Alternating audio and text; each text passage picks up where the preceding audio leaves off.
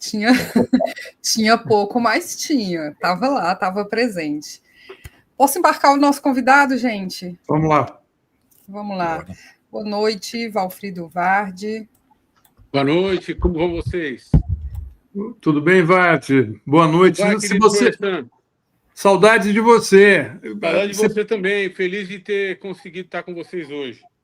Você pode acertar um pouquinho só a sua câmera para ficar... Está cortando sua cabeça para cima. É o celular.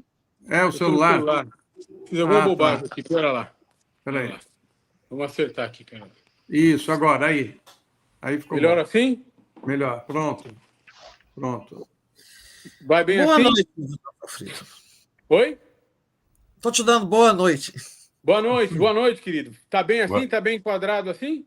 Tá ótimo. Bem enquadrado. Boa noite, seja bem-vindo, Valfrido. Muito obrigado, Um prazer estar com vocês. Bom, Mário já deu boa noite? Eu dei boa noite na forma de acerte sua câmera, mas boa noite, Valfrido. Tá bem. Bom, eu vou fazer o seguinte, eu vou abrir essa nossa conversa com o Miola, porque ele ficou tão entusiasmado que quando eu falei que você vinha, né, porque ele está há muito tempo querendo discutir esse tema das emendas, né? Então, Miola, a primeira pergunta é sua, vamos lá.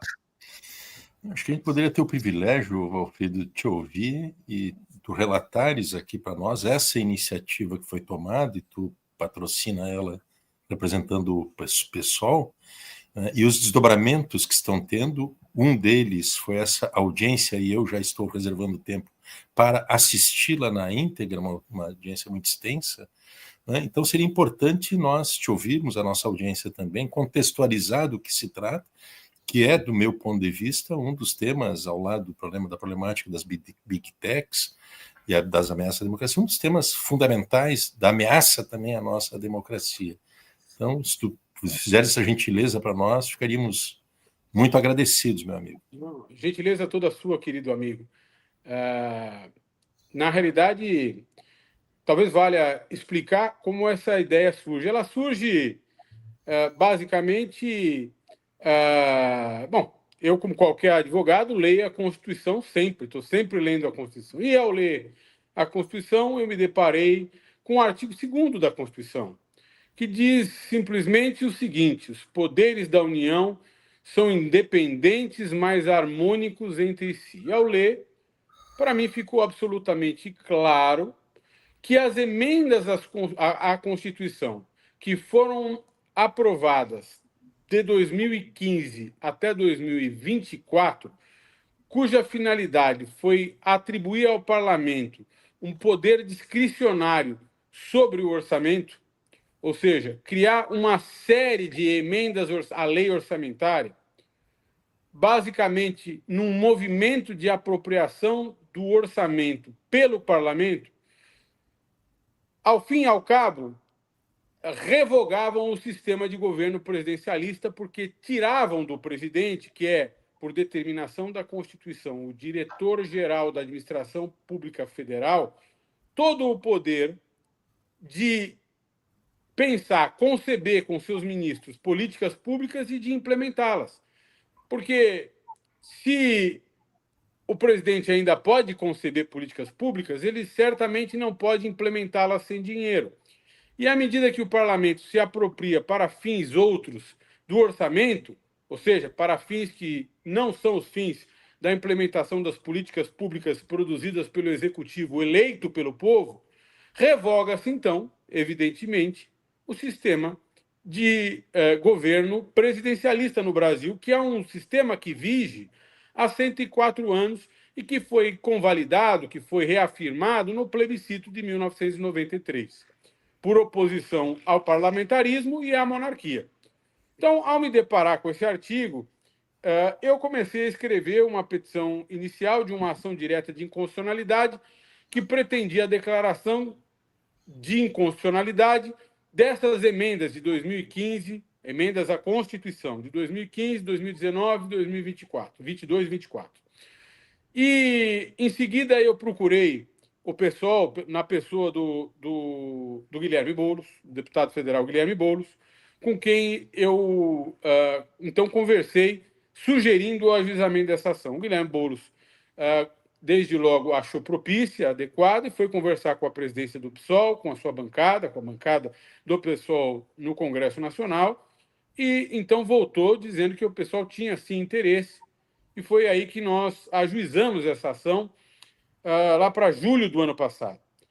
Em agosto, no começo de agosto do ano passado, essa ação foi distribuída para o seu atual relator, que é o ministro, Sua Excelência, o ministro Flávio Dino, que proferiu uma liminar impedindo todos os pagamentos até então autorizados pelo Parlamento, pagamentos determinados pelo Parlamento, pagamentos de emendas orçamentárias, que montavam já, naquele momento, quase 20 bilhões de reais, que precisariam ser liberados no corrente ano, no ano de 2024, no exercício de 24, sob pena de impedi-los definitivamente se o parlamento não trouxesse, numa concertação, num acordo com o executivo, um modelo de rastreabilidade desses pagamentos que determinasse para que serviam, para que se destinavam, quem os havia determinado, ou seja, quais eram os autores, qual a legitimidade e aí por diante. E foi então que, em pouco mais de 15, quase 20 dias, executivo e legislativo concordaram na promulgação de uma lei complementar, que é a Lei Complementar 210 de 2024, que estabelece algo como um cardápio, um rol de despesas autorizadas pela lei, mas sempre sujeitas à aprovação das pastas ministeriais a que se referirem, para que estejam compassadas com uma política nacional, com uma política estruturante, para que deixem de ser despesas paroquiais, ou seja, despesas realizadas no contexto de interesses menores, de pequenas regiões, de pequenos municípios, de interesses locais, que nada tem a ver com os maiores interesses do país, que têm que ser afirmados por meio de gastos que implementem políticas públicas de âmbito nacional. Essa lei complementar já foi objeto de uma série de tentativas, de um sem número de tentativas de descumprimento pelo próprio parlamento e, às vezes, até pelo executivo. Razão pela qual a própria revista Piauí, nós mesmos, denunciamos ao Supremo o seu descumprimento no final do ano passado, com emendas, chamadas emendas de comissão, que haviam sido realizadas fora das comissões, já no apagar das luzes da última legislatura. E agora mesmo, né, você tem uma série de violações das determinações da Lei Complementar 210. Então, o ministro Flávio Dino determinou a realização de uma audiência pública para ouvir as partes e para fazer as partes, o autor da ADI, que é o PSOL, há mais duas outras ADI de escopo menor, movidas por outros autores, e o Congresso Nacional, representado pelos advogados da Câmara e do Senado, para que as partes se ouvissem e ouvissem os especialistas. E aí foram chamados, acho que quase 20 especialistas, constitucionalistas, especialistas em orçamento, em direito financeiro, em economia, enfim, pessoas da sociedade civil especializadas em orçamento e que também conhecem como o orçamento vem sendo usado pelo parlamento, sobretudo a sua finalidade político-eleitoral, que é uma desnaturação do orçamento. Então, tudo isso foi levado em consideração na audiência de sexta-feira e foi uma audiência muito instrutiva, muito elucidativa. Nós imaginávamos, todavia, que iriam comparecer os presidentes da Câmara dos Deputados, o deputado Hugo Mota, e o presidente do Senado, o senador Davi Alcolumbre, que prometeram ir, tinham anunciado a sua ida para falar por 25 minutos cada um na audiência, mas, ao fim e ao cabo, não foram, não compararam lá, não estiveram, foram substituídos em excelentes apresentações, falas eloquentes, ainda que eu as considere equivocadas, pelos advogados da Câmara e pelo advogado da Câmara e pela advogada do Senado. Muito bom. Você vê que, pelo jeito, eles não estão muito animados com qualquer mudança do que está estabelecido desde a época do Temer e do Bolsonaro. Mas eu vou passar a próxima pergunta para a Tereza. Tereza. Doutor Alfredo, as questões, as correções mais importantes, né, a serem feitas, digamos, nesse conjunto, nesse cipoal orçamentário, seria acabar com a impositividade e fixar um limite das despesas discricionárias, né, para serem usados como emendas. Até eu vi lá, acompanhei boa parte da audiência, muitos falaram nisso, né, que enquanto a maioria dos países destina apenas 1% das despesas discricionárias para emendas, aqui chegamos a 24%, se não me engano, o número foi esse, né? Como é que pode se sair disso se o Congresso jamais aprovará uma emenda constitucional, por exemplo, fixando esses limites ou renunciando à impositividade? Do Congresso nunca vai se conseguir isso, né? E se o Supremo impuser algo nessa direção, nós vamos ter um agravamento dessas relações, né? Dessas relações que já são tensas entre judiciário e legislativo. Como é a saída? Essa sua pergunta ela é perfeita, Teresa, e eu acho que ela pressupõe uma primeira explicação. Primeiro, nós temos de entender o que é a Constituição. O nosso ouvinte, os nossos espectadores, devem entender o que é a Constituição. A Constituição é um documento jurídico-político cuja finalidade é de impedir que uma decisão política mande arrancar seus rins ou te condene à pena capital, ou então determine que alguém seja enforcado em praça pública, ou então que impeça qualquer outro tipo de arbitrariedade. A Constituição é um documento jurídico-político cuja finalidade é proteger o cidadão de decisões de poder. Basicamente é isso. O que é que está fazendo o Supremo Tribunal Federal a pedido do PSOL nessa ação direta de inconstitucionalidade? O Supremo Tribunal Federal está julgando se o Congresso Nacional violou a Constituição. Primeira coisa que a gente tem em mente.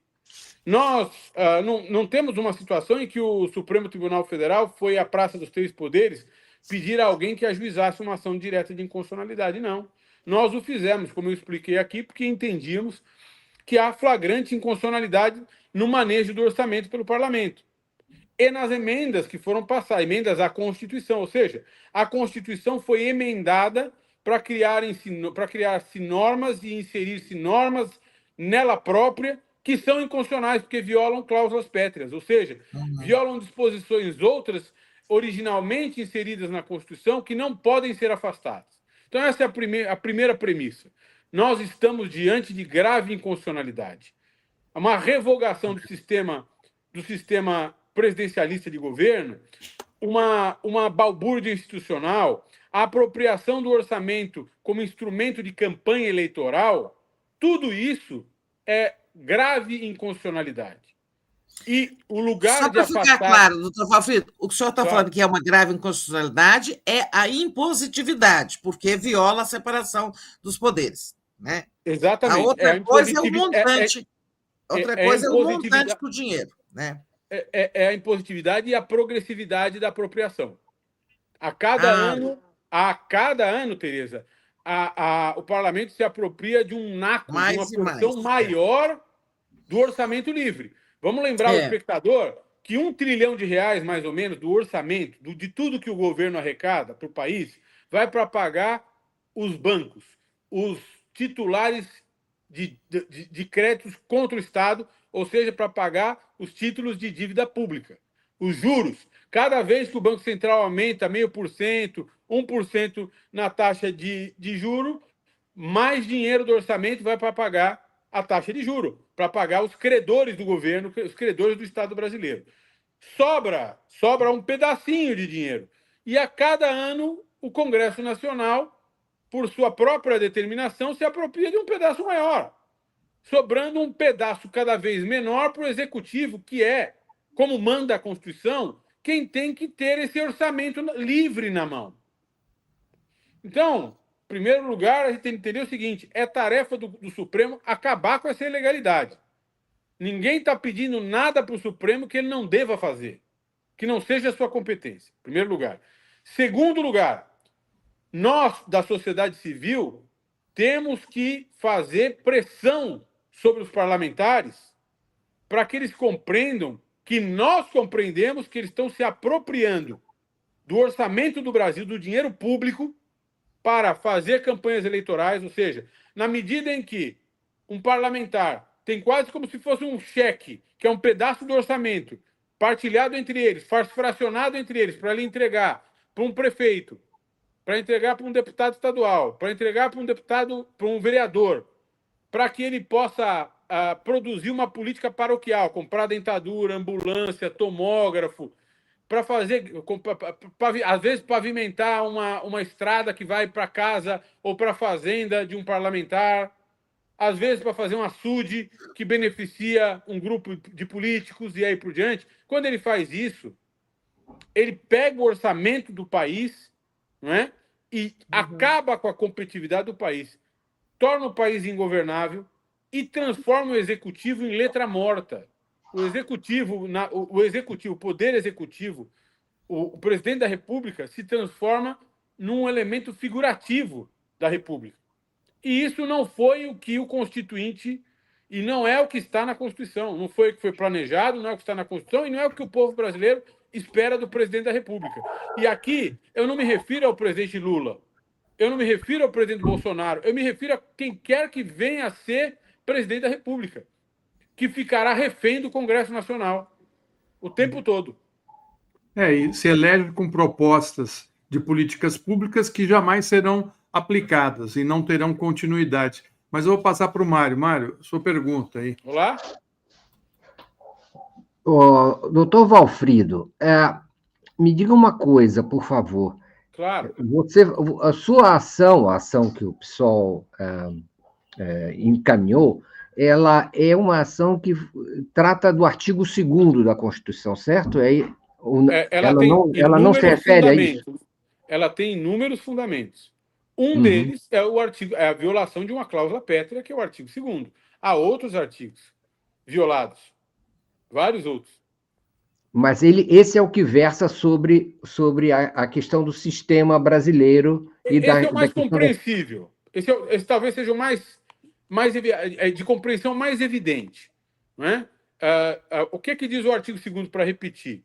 Os poderes da União, que são o Legislativo, o Executivo e o Judiciário, são independentes, mas são harmônicos. Eles são poderes que emanam da mesma fonte, que é o povo, que é o soberano numa democracia. Deles não podem se apropriar corporações, grupos de pessoas ou pessoas, sob pena de que exerçam não um poder da União, mas uma corruptela dele. E que se trate, então, de uma usurpação e não do poder do soberano, que é o povo. Então, isso é muito importante que as pessoas entendam. Muito importante. Ao mesmo tempo, eu imagino que a ação encare o executivo como o membro da União, né, o poder da União responsável pela execução do orçamento. É isso? Titular da execução do orçamento. Para explicar para os seus espectadores, para os nossos espectadores, o presidente da República é o diretor-geral da Administração Pública Federal. Então, a ele cabe, basicamente, conceber políticas públicas, apresentar um projeto de execução orçamentária, submeter esse projeto ao Congresso, que faz um trabalho de controle. Que trabalho modelar é esse? Ou seja, se o mundo fosse perfeito, o que é que o Congresso faz em relação ao orçamento? Ele verifica se o projeto de execução orçamentária que o governo propõe, se a lei orçamentária que o governo propõe é uma lei que está compassada com as políticas públicas propostas pelo governo, no melhor interesse do país. E aí só fará emendas à lei orçamentária se essas propostas do governo não estiverem compassadas com as melhores políticas públicas de interesse do país. Em nenhuma hipótese, a Constituição permite que as emendas à lei orçamentária, quando a gente fala emendas do orçamento, é disso que nós estamos falando, emendas do Legislativo à proposta de lei orçamentária do Executivo, em nenhuma hipótese essas emendas à lei orçamentária devem ter como finalidade eleger deputados, senadores, prefeitos, deputados estaduais. Em nenhuma hipótese. Em nenhuma hipótese devem ser instrumentos de formação de currais eleitorais. Em nenhuma hipótese podem ser objeto de fragmentação, quase como se cada deputado e cada senador tivesse um ticket, um voucher, que representasse um pedaço do orçamento, que pudesse gastar como bem entende. Alfredo, eu queria trazer uma outra questão, né? O que a Claro. gente tem visto agora no Brasil é o Congresso chantageando o Executivo. Não liberou a emenda, eu travo a pauta. Eu não aprovo os projetos do governo. Ou seja, o pouco que sobra de recursos para você governar, você não vai governar, né? Agora nós tivemos o caso do IOF, né? Que também é um direito do Executivo, né? Aumentar os impostos, né? O PSOL entrou também com uma ação questionando a decisão do Congresso de derrubar os decretos presidenciais acerca do imposto sobre operações financeiras. Nesse caso, você acha que o governo deve abrir mão do seu direito? A gente deve fechar os olhos para todas as ações inconstitucionais do Congresso Nacional? Eu acho que é importante, Florestan, a gente explicar. Bom, primeiro, eu não sou advogado do PSOL nessa nova ação, tá? Mas eu posso tranquilamente explicar o que a Alice pretende. O que a Alice pretende é ver declarada a inconstitucionalidade de uma lei cuja finalidade é derrubar a vigência de um decreto presidencial ou de uma medida provisória posta pelo presidente da República. Basicamente, porque esse é um instrumento legislativo, de poder legislativo delegado, que a Constituição atribui ao presidente da República. Né? Então, o que está se discutindo ali? Pode ou não pode o Legislativo afastar a vigência de um ato legislativo delegado do presidente da República, que a Constituição delega ao presidente da República, que a Constituição delega ao Executivo, e render, então, a Constituição letra morta nesse particular. Né? Tem uma exceção na Constituição à tarefa legislativa, que é atribuída ao presidente, que é atribuída ao chefe do Executivo. E é principalmente o que o presidente fez no caso do IOF. O Legislativo pode afastar essa prerrogativa do Executivo? Eu entendo que não. E há uma grita de muita gente dizendo o seguinte: isso é um problema político, ele tem de ser resolvido no âmbito da política, não é possível levar isso ao STF. Bom, assim, de inconstitucionalidade em inconstitucionalidade, nós vamos deixar passar sob esse frouxo argumento de que questões aparentemente políticas não devem ser levadas à Suprema Corte do país. E isso não tem pé nem cabeça. Esse é um argumento que não tem pé nem cabeça. Quaisquer ataques à Constituição poderão ser objeto de controle de constitucionalidade na Suprema Corte. É simples assim. E a Suprema Corte não fará com frivolidade, não fará desbordando das suas competências, dos seus poderes e das suas atribuições. O fará com responsabilidade, como sempre fez. Irá, por vezes, entender que há inconstitucionalidade, outras vezes que não há inconstitucionalidade. E assim vem sendo desde que foi promulgada a Constituição de 88, e nela foi instituído o controle de constitucionalidade, controle concentrado de constitucionalidade. Não há nenhuma novidade nisso. Não há nenhum aspecto surpreendente nisso. Enfim, isso faz parte do jogo, é o jogo sendo jogado. Não tem nada de errado. É que agora há esse argumento distorcido, quase que uma fake news, e às vezes eu vejo advogados defendendo esse argumento e com certa incredulidade, porque nós sabemos muito bem, para nós é muito claro que a Suprema Corte cabe julgar essas questões. Posso, Florestan, mas eu tenho a impressão, viu, Alfredo, que aqui não há questão de má opinião. Na verdade, é uma ameaça do agressor que diz: se tu vai na polícia, eu vou te espancar ainda mais. Às vezes sim, mas há pessoas qualificadas, viu? É importante, há pessoas às vezes, muito qualificadas, gente versada, que foi à faculdade de Direito, que entende do assunto, que começa a se seduzir pela ideia de que violações à Constituição possam ser resolvidas por pactos institucionais apenas. Isso está errado. Veja, é importante que a gente tenha em mente o seguinte: há, de fato, zonas cinzentas. Há processos jurídico-políticos, tanto no sistema de justiça quanto dentro do legislativo. Eu dou exemplos claros. O processo de impeachment é um processo jurídico-político. Então, em determinados momentos, vai preponderar o aspecto político, em outros, o aspecto jurídico. Mas é político-jurídico. É político, a decisão é política, com fundamento na lei, sob um procedimento legal e com repercussões jurídicas. A mesma coisa acontece no sistema de justiça. A Suprema Corte é uma corte jurídico-política. Ela também faz juízos políticos. Ela também analisa questões políticas. É natural. São aberturas do sistema. É bem verdade que esses limites eles se esmaeceram, sobretudo depois do advento da Operação Lava Jato, quando o judiciário, em especial um juiz, começaram a tratar o processo penal como um instrumento de agressão do inimigo político. E houve uma fulanização, uma politização do processo penal, que nós avançamos chamar de lawfare.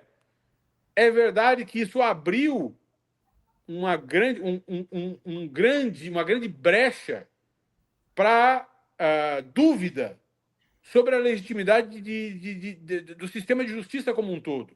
Toda vez que eu sou obrigado a apontar para o manejo desnaturado, corrupto do processo penal ou do sistema de justiça para causar danos e para fazer política, para causar danos ao oponente político e para fazer política ao invés de produzir decisões jurídicas, toda vez que eu faço isso, eu crio uma crise de legitimidade, eu crio uma dúvida, uma suspeita sobre o sistema de justiça.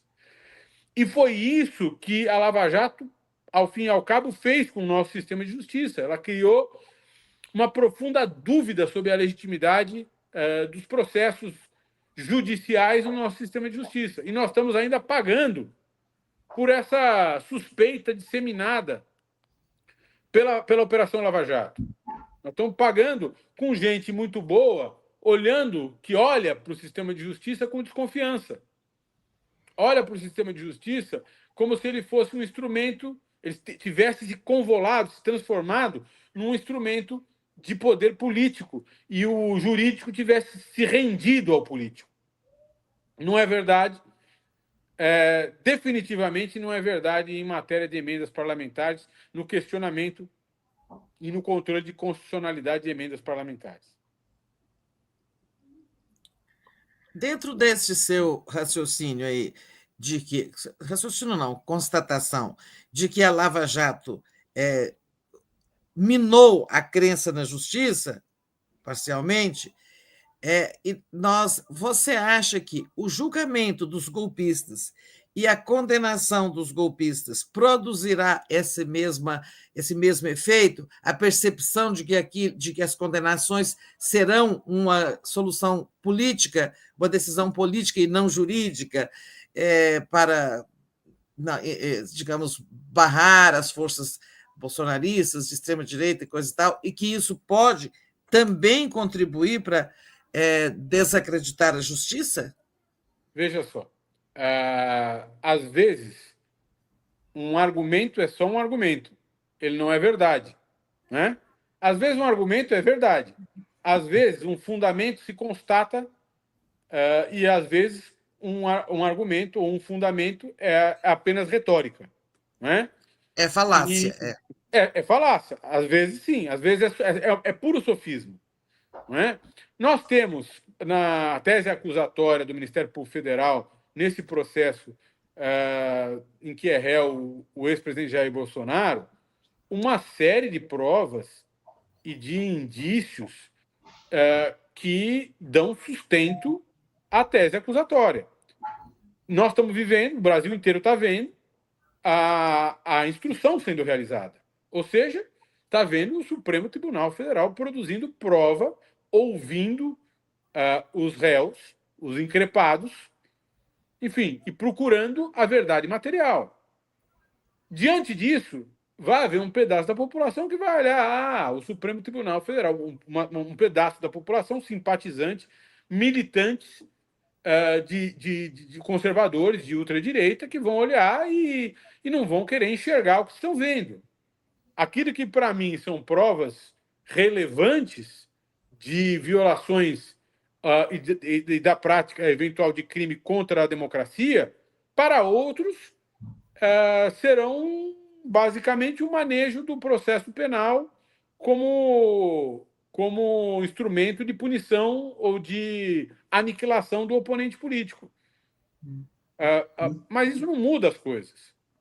Na realidade, nós estamos diante de provas muito concretas. Se nós olharmos para as sentenças condenatórias do presidente Lula, nós não vamos encontrar uma prova sequer. Exatamente. Uma prova sequer. Perfeito. Alfredo, a Sara está aí, não sei se tem algumas manifestações da comunidade, né, Sara? Diga aí.